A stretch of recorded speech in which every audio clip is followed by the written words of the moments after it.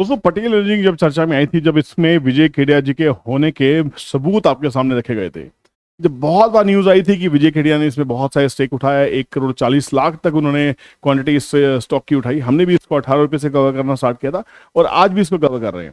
Video में आगे बढ़ने से पहले आपको बताया था, डिस्क्लेमर है कि मेरी इसमें पोजीशन है, तो प्लीज मेरी पोजीशन है इसलिए आप इसको लेने वाले हैं ये नहीं होना चाहिए।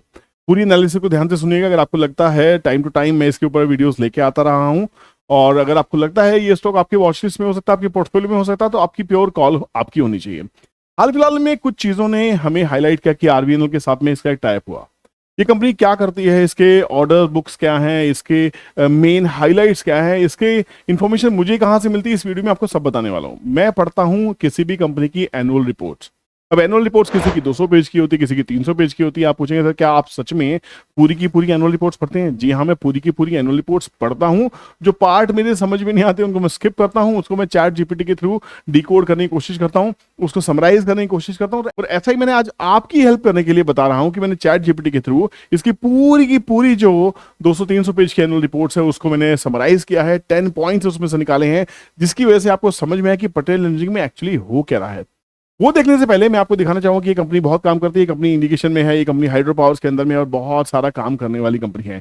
इस कंपनी के फाइनेंशियल्स की बात करते हैं तो बहुत ही क्लियर है। कंपनी 4,963 करोड़ की कंपनी है। इसके ऊपर में 1,900 करोड़ के आसपास का डेट भी है। इसकी रिटर्न ऑन कैपिटल एम्प्लॉयड 13% के आसपास की, रिटर्न ऑन इक्विटी 7.5% की है। पिछले 5 साल की जो कैगर सीएजीआर रिटर्न है वो 41% की है। वो अपने आप को बहुत ज्यादा लिक्विडेटिव बनाती है, बहुत एक्साइटिंग है। ये एक एरिया है जिसकी वजह से मैंने इसमें कुछ पोजीशंस बनाई कि 41% की सीजीआर ये कंपनी वाकई बहुत अच्छा काम कर रही है। इक्विटी शेयर्स भी बहुत कम है, 84 करोड़ की इक्विटी। इसका ये है कि इस इक्विटी को पंख लगने में शायद ही कोई टाइम लगे। जब तक ये कंपनी 900 रुपए पे ट्रेड कर रही थी उस समय हम इरिगेशन की बातें नहीं करते, हम टनलिंग की बातें नहीं करते, हम बहुत सारे इंफ्रा की बातें नहीं कर रहे थे।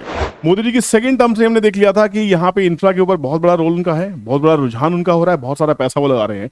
इंफ्रा की जितनी भी कंपनीज हैं, चाहे वो हाउसिंग डेवलपमेंट में हो, चाहे वो अर्बन इंफ्रा में हो, चाहे वो लाइटिंग में हो, चाहे वो वाटर सप्लाई में हो, चाहे वो इरिगेशन में हो, चाहे वो टनलिंग में हो, चाहे वो सड़क बनाने में हो, चाहे वो रेलवेज में हो, हर सेक्टर के अंदर में काम कुछ न कुछ हो रहा है और बहुत एग्रेसिव टारगेट्स मिल रहे हैं और बहुत सारे एग्रेसिव कॉन्ट्रैक्ट्स भी साइन हो रहे हैं। हाल फिलहाल की जी न्यूज की न्यूज कोट कर रहा हूं जहां पे ये कहा जा रहा है कि पटेल एनर्जी को लेटेस्ट 240 करोड़ का एक और ऑर्डर मिला है। कंपनी की जो ऑर्डर बुक साइज है वो 17,000 करोड़ से ज्यादा की है। अभी फिगर्स मेरे पास में कहां से आती, मैंने आपको कहा कि मैंने कंपनी की बैलेंस शीट्स को पढ़ा है, कंपनी के पीएनएल्स को पढ़ा है, कंपनी की पूरी पूरी मैंने जो समरी रिपोर्ट है जिसको एनुअल रिपोर्ट कहते हैं, जो प्रेजेंटेशंस के लिए इन्वेस्टर प्रेजेंटेशंस के लिए बनाई जाती है, जो कंपनी की वेबसाइट्स पे मौजूद होती है। देखिए उसमें से अगर आप ध्यान से देखिएगा बहुत इंटरेस्टिंग वीडियो आपके लिए होने वाली है ना, ठीक है। रिपोर्ट की समरी है 10 पॉइंट्स की। इसके ऊपर आप time they in the construction of 8,000 megawatt hydro power projects, about 45% of India's ongoing hydro power projects. आप समझ सकते हैं अगर हिंदुस्तान में 100 हाइड्रो पावर प्रोजेक्ट चल रहे हैं तो उसमें से 45 अकेला पटेल इंजीनियरिंग तैयार कर रहा है, positioning it as a leader in the field. दूसरा की माइलस्टोन प्रोजेक्ट्स क्या है? Notable completions include the Sela tunnel, world's highest bi lane tunnel. ये बहुत बड़ा सेला पास बहुत ऊंची हाइट के ऊपर में है।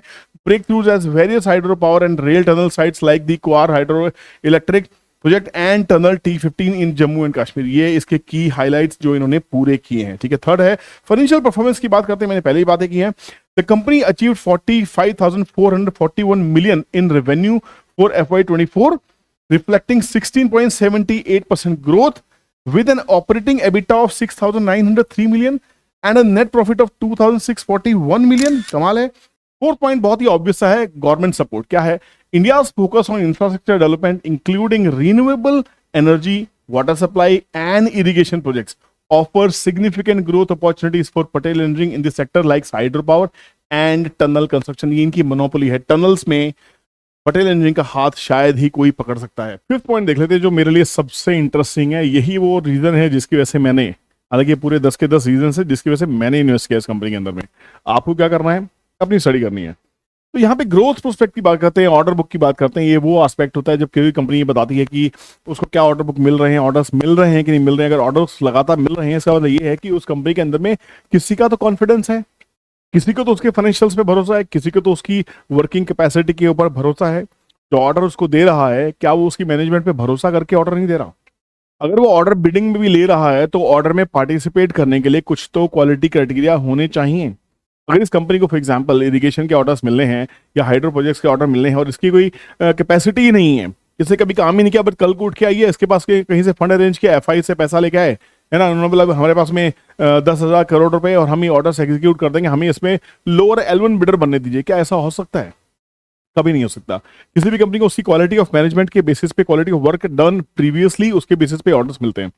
The company holds a robust order book of 18,600 crore, बहुत जबरदस्त है, जिसमें 61% हाइड्रो पावर में से आते हैं, 21% इरिगेशन में से आते हैं, 11% टनलिंग से आते हैं, 7% रोड्स एंड अर्बन इंफ्रास्ट्रक्चर से आते हैं, जो आने वाले टाइम में बहुत बड़ा गेम प्ले हो सकता है। छठा पॉइंट है टेक्नोलॉजिकल इनोवेशन। देखिए, कोई भी कंपनी अगर लेटेस्ट टेक्नोलॉजी में नहीं होगी तो वो काम नहीं कर पाएगी। ये कंपनी टनलिंग का काम करती है, ये कंपनी डैम्स बनाने का काम करती है। अगर इनके पास लेटेस्ट टेक्निक्स नहीं होंगे तो जितने मर्जी ऑर्डर्स की बिडिंग कर लें, अगर ये पूरा नहीं कर पाएंगे तो ऑर्डर्स इनसे वापस ले भी ली जाएंगे, ठीक है ना। तो यहाँ पे बात करते हैं Patel engineering is a pioneer. सोचिए, पायनियर का मतलब दिग्गज कंपनी है in technologies like RCC, roller compacted concrete, for faster dam construction. Dam बनाना कोई आसान खेल नहीं है, तो उसके लिए लेटेस्ट टेक्नोलॉजी होनी बहुत जरूरी है।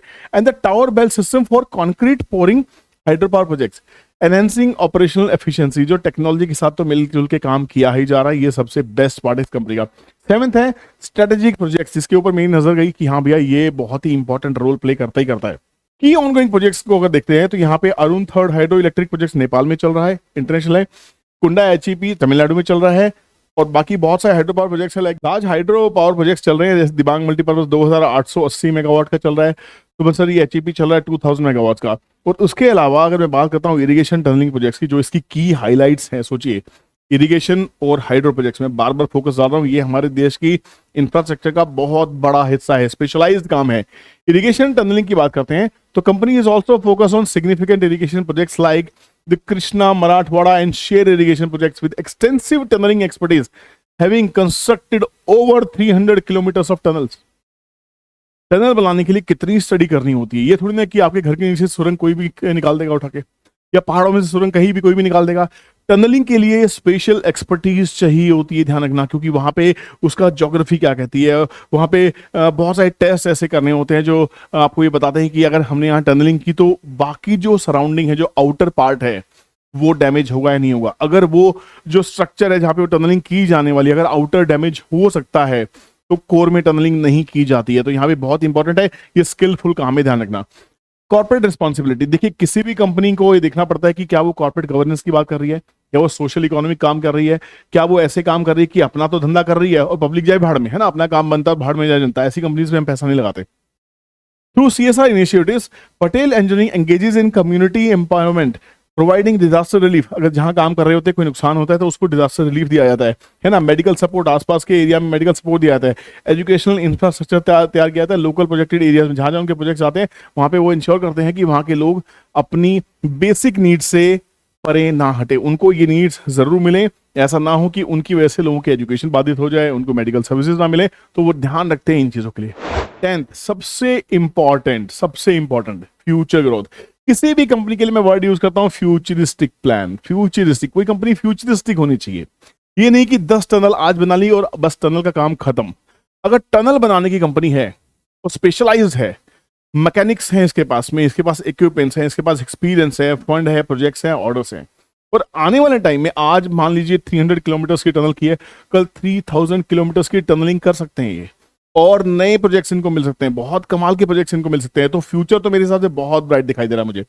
With the Indian governments focus on hydro power, क्योंकि सरकार का फोकस है। मैं आपको क्या कहता हूं, आप कांग्रेस बीजेपी मत कीजिए, आपको सरकार पसंद है या नहीं पसंद है, जो भी सरकार सत्तारूढ़ी हो, सत्ता जिसके हाथों में हो, वो सरकार क्या कह रही है भारत के बारे में, वो कहां पे पैसा लगा रही है, वो कहां पे निवेश कर रही है, आपको सिर्फ इतना ध्यान देना है। अगर इतना समझ जाएंगे तो आपको 5 साल का निवेश, 10 साल का निवेश करने में आसानी होगी। आप समझ सकते हैं कि वो कंपनी वाकई ब्रिलियंट कंपनी हो सकती है। सरकार का फोकस है हाइड्रो पावर के ऊपर में, इंफ्रास्ट्रक्चर के ऊपर में।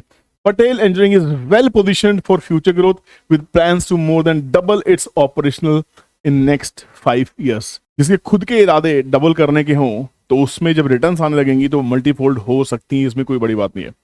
अब मुझे समझ में आता है कि विजय केडिया जी ने क्या देखा होगा, क्यों पैसा लगाया होगा।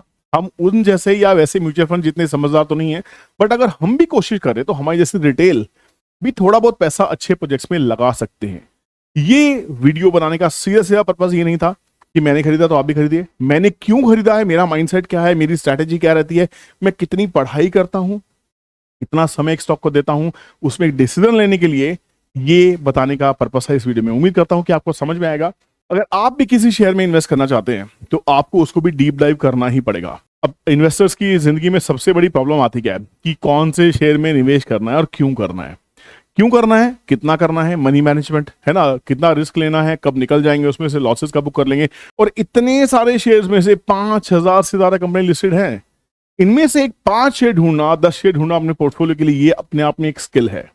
अगर आप इस स्किल को मास्टर करना चाहते हैं तो हमारी master class, wealth creation master class Hyderabad में हो रही है, और इंडिया में हर शहर में होगी, और छोटे गांव में होगी, हर कस्बे में होगी। जहां जहां बुलाएंगे हम वहां पहुंच जाएंगे। हमें नंबर्स नहीं चाहिए, हमें नहीं चाहिए कि हमारे पास में 100 आदमी आएंगे तब क्लास करने वाले हैं। 15-20 आदमी की भीड़ मिल जाएगी तो हम बात करने के लिए, जो इंटरेस्टेड लोग हैं तो आपसे मिलने के लिए मैं जरूर पहुंच जाऊंगा, ये मेरा आपको प्रॉमिस है। तो प्लीज अगर आप चाहते हैं हैदराबाद की सीट लॉक करना, हैदराबाद की सीट लॉक करने के लिए आप नीचे दी गए स्क्रीन पे कॉन्टेक्ट कर सकते हैं। और 2 दिन की मास्टर क्लास है, फुल डे मेरे साथ रहने वाले हैं। सुबह 8 से लेके शाम के 5 से 6 बजे तक हम साथ रहेंगे, नाश्ता भी साथ करेंगे, लंच भी साथ करेंगे, और सीखेंगे भी बहुत सारी चीजें, एक्सपीरियंस शेयर करेंगे, आपके पोर्टफोलियो को डिस्कस करेंगे, मेरे पोर्टफोलियो को डिस्कस करेंगे, स्टॉक्स कैसे फाइंड आउट करने ये देखेंगे। सबसे बड़ी समस्या पे काम करने वाले हैं, how to find out the stocks for intraday, for swing trading, and of course for wealth creation. That is the most important area. तो बुक सीट नाउ, और आने वाले टाइम में हम हैदराबाद के बाद जाने वाले हैं अहमदाबाद में, कोलकाता में और मुंबई में। उनकी डेट्स हम बहुत जल्दी अनाउंस करने वाले हैं। स्टे ट्यून्ड चैनल पर रहिए, आपको इन्फॉर्मेशन आती रहेंगी। सोशल मीडिया पे हमें फॉलो कर सकते हैं, जिससे टेलीग्राम के ऊपर, टेलीग्राम का लिंक हमारी किसी वीडियो के डिस्क्रिप्शन से ही लीजिएगा, ताकि आप किसी फ्रॉड के चक्कर में ना फंसे। मिलते हैं नेक्स्ट वीडियो में, तब तक अपना ख्याल रखिए, keep learning and keep earning. Bye bye, Jai Hind.